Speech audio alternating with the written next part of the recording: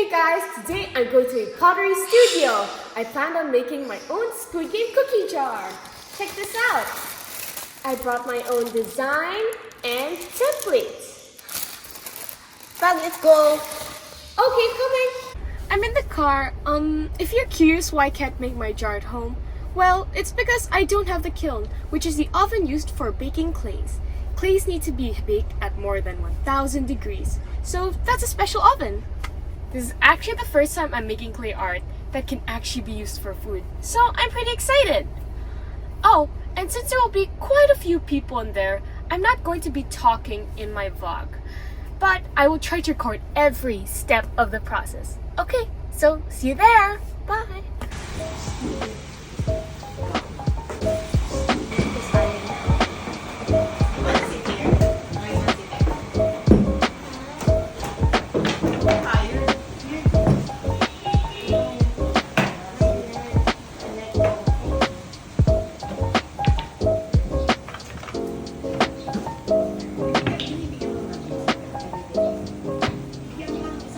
Alright guys, let the challenge begin.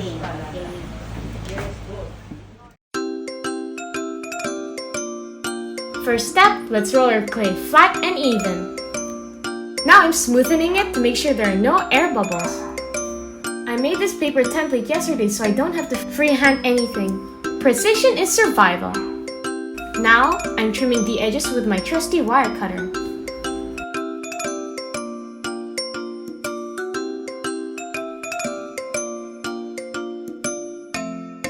I planned the hexagon-shaped jar, and then on each side, I will place my favorite scenes in Squid Game 3.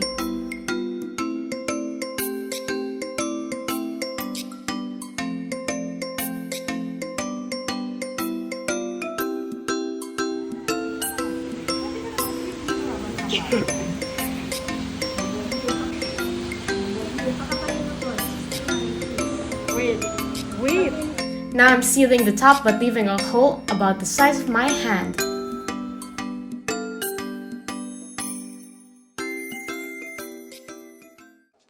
It's break time!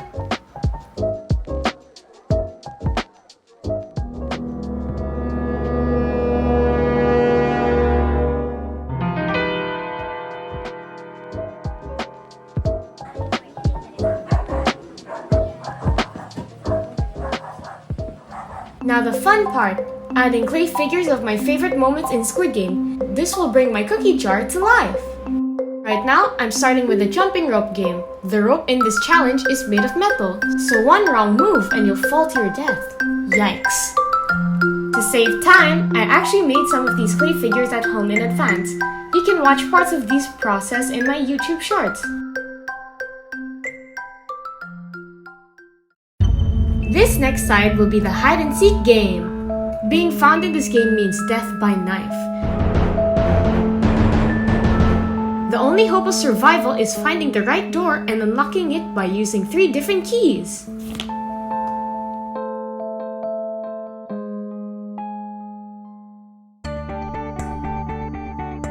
There's no Squid Game without a piggy bank. It's the only reason why players risk their lives and the only reason why we get such a good show. So, we better add it here.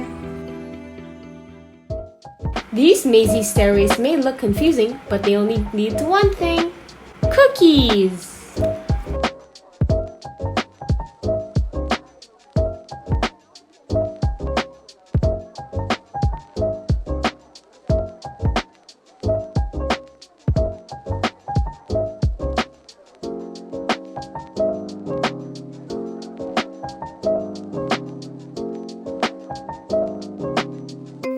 Let's not forget the cutest player, Baby 222, the only player to win without lifting a finger.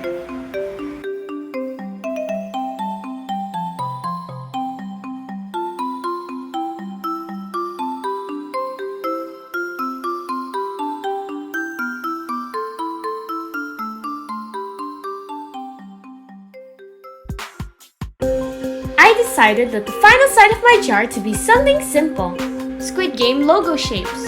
So we're gonna have circle, triangle, and square. It's very simple but very Squid Gamey, you know?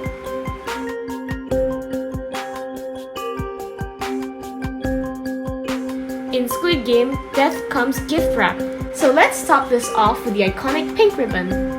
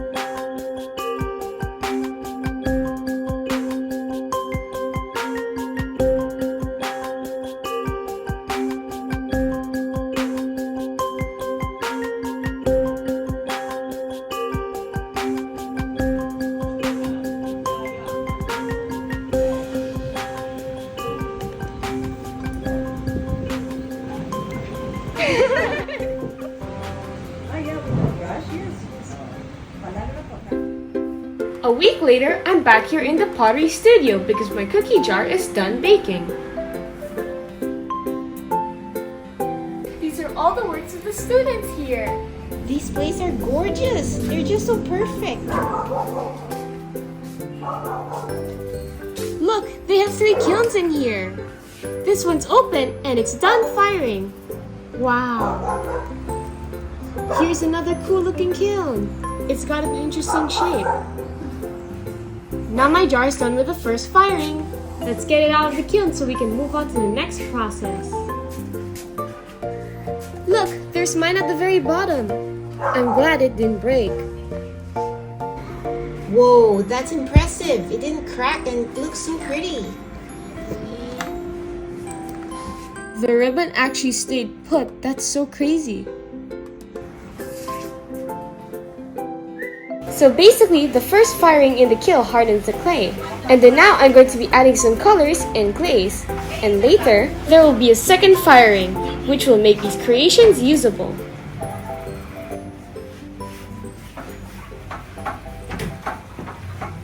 Alrighty, time to focus. Before adding the designs, let's sand it to make sure we have a smooth surface.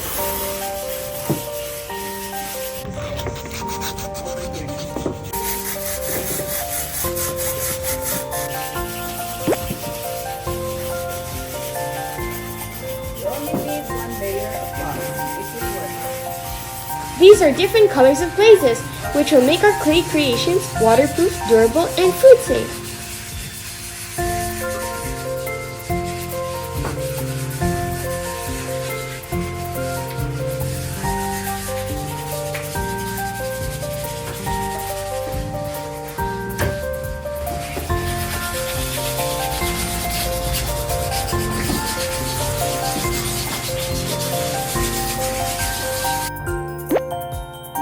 After sanding, I'm sketching the details of my design.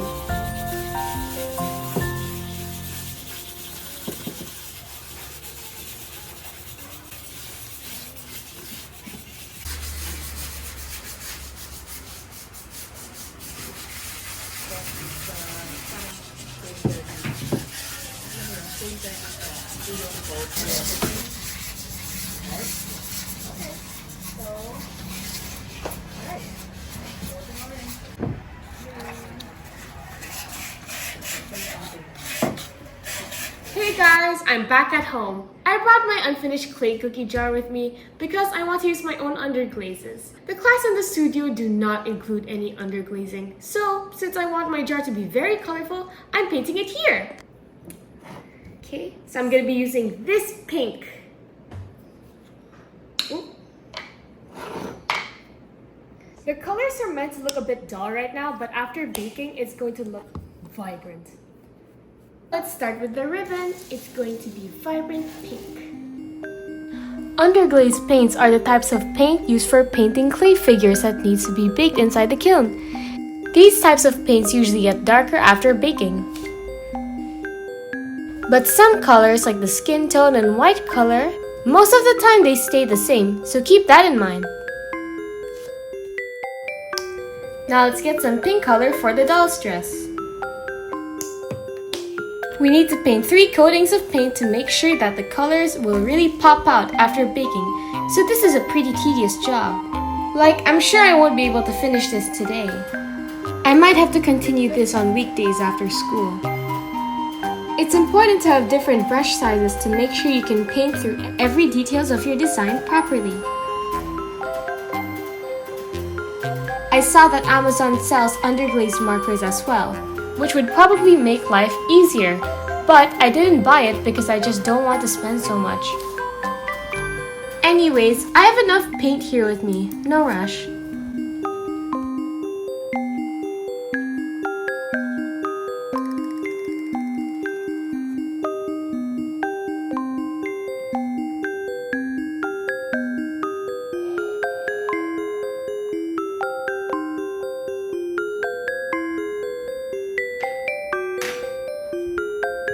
I just realized that underglazing is much harder than watercoloring because the clay absorbs so much moisture.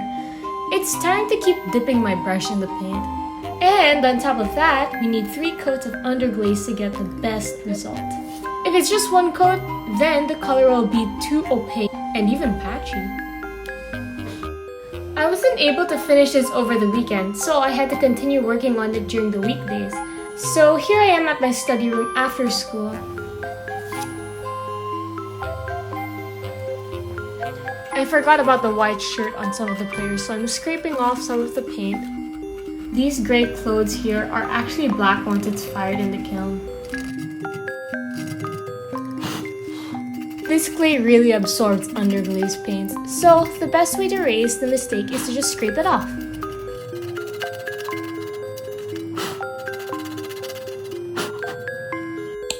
Then let's paint it white. Just a bit.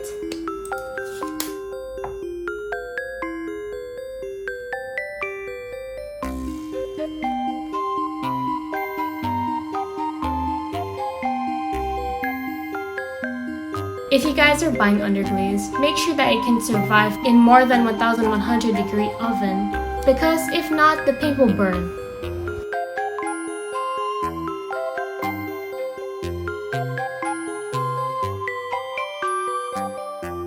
I don't like buying unnecessary equipment, so I'm just using this nail as a scraping tool.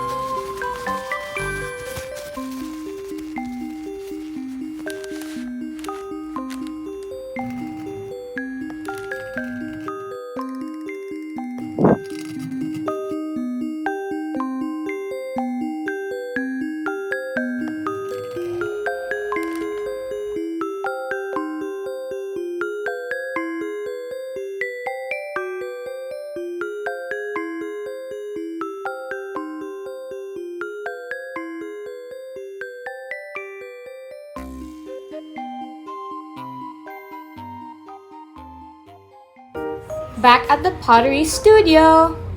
Teacher is teaching me how to glaze. I chose a clear glaze.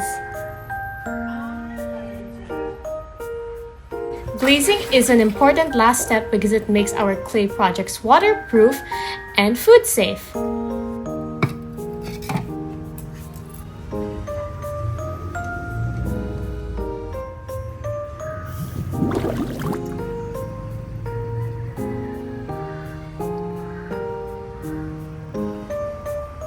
The clay moves, expands and contracts. So most of the times for this kind of items, they...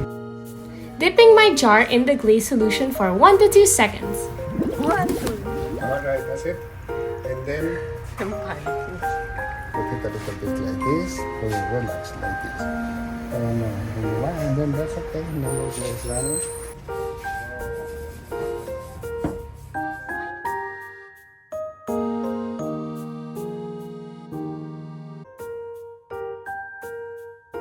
So I just finished dipping my work. It's white now, but after firing it, it will dry clear, revealing all the beautiful colors.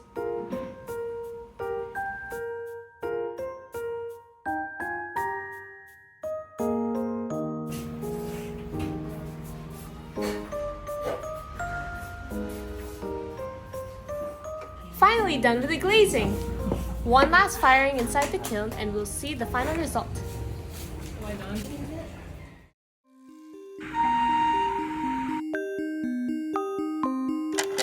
So here it is, guys! Squid Game Season 3 squeezed into this little cookie jar.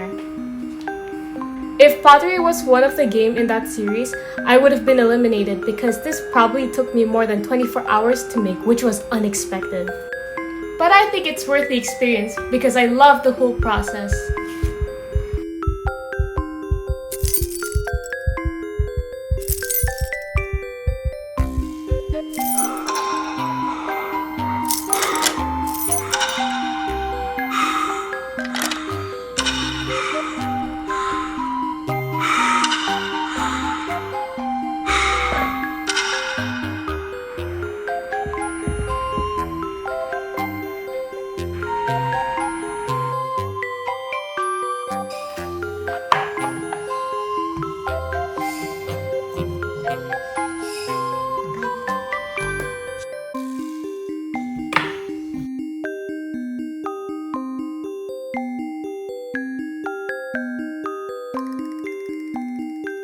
Aside from the cookie jar, I also made 2 glasses to match my jar.